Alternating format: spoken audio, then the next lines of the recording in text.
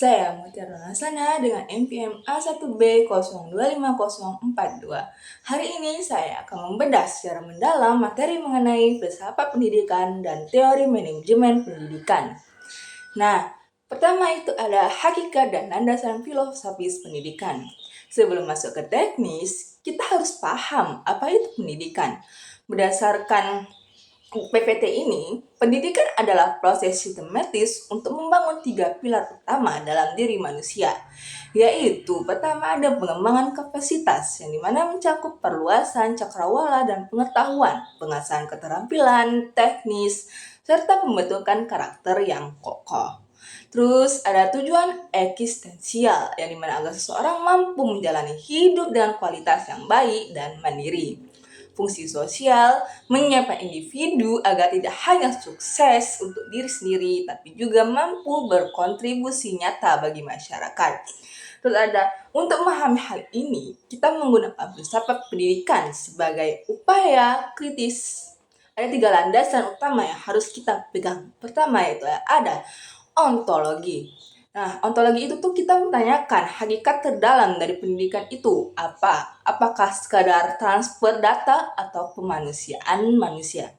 Terus yang kedua ada epistemologi. Kita membedah prosesnya, bagaimana cara ilmu itu masuk ke pikiran siswa, bagaimana metode belajar mengajar yang paling efektif. Terus 3 ada aksiologi. Ini bicara soal nilai. Setelah pintar, ilmu itu mau dipakai untuk apa? Disinilah aspek etika dan estetika bermain agar ilmu tidak disalahgunakan. Ada implementasi dan aliran filsafat dalam pendidikan. Nah, filsafat bukan sekedar teori di awan, tapi memiliki kegunaan praktis bagi pendidik. Membantu guru memahami alasan fundamental mengapa mereka harus mengajar dengan cara tertentu. Bagi kebijakan, menjadi standar dalam merumuskan sistem pendidikan nasional agar memiliki arah yang jelas. Penyelesaian masalah memberikan sudut pandang alternatif saat kita menemui kebuntuan dalam masalah pendidikan yang kompleks. Nah, kita juga mengenali 5 aliran besar yang mewarnai dunia pendidikan. Yang pertama itu ada idealisme, yang dimana idealisme ini menitik beratkan pada moral dan spiritual. Guru adalah kompas moral atau teladan. Terus yang kedua ada realisme. Realisme ini sangat ilmiah, fokus pada dunia fisik dan fakta objektif yang bisa dibuktikan. Terus ada perennialisme, yang dimana percaya pada nilai-nilai luhur yang abadi, biasanya merujuk pada karya-karya klasik di masa lalu. Terus ada pragmatisme, yang dimana ini fokus pada apa yang berhasil. Pendidikan adalah proses hidup melalui pemecahan masalah secara langsung, atau bisa disebut dengan learning by doing. Terus ada progresivisme, yang dimana sangat dinamis, menempatkan siswa sebagai pusat perhatian, student centered, dan sangat menghargai kreativitas serta perubahan. Nah, manajemen pendidikan ini mewujudkan ide menjadi realita. Jika filsafat adalah impiannya, maka manajemen adalah kendaraannya. Definisi manajemen pendidikan adalah ilmu terapan yang mengendalikan usaha kerjasama untuk mencapai tujuan secara sistematis.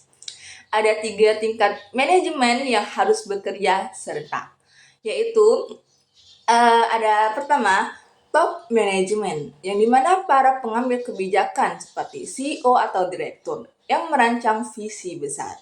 Yang kedua ada middle management, yang dimana para manajer di visi yang menerjemahkan visi besar tadi menjadi rencana operasional.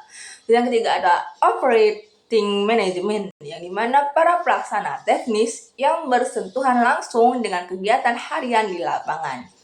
Nah, keberhasilan manajemen ini diukur melalui fungsi PUAC, yaitu ada planning, menyusun strategi yang tidak boleh lepas dari nilai filosofis lembaga.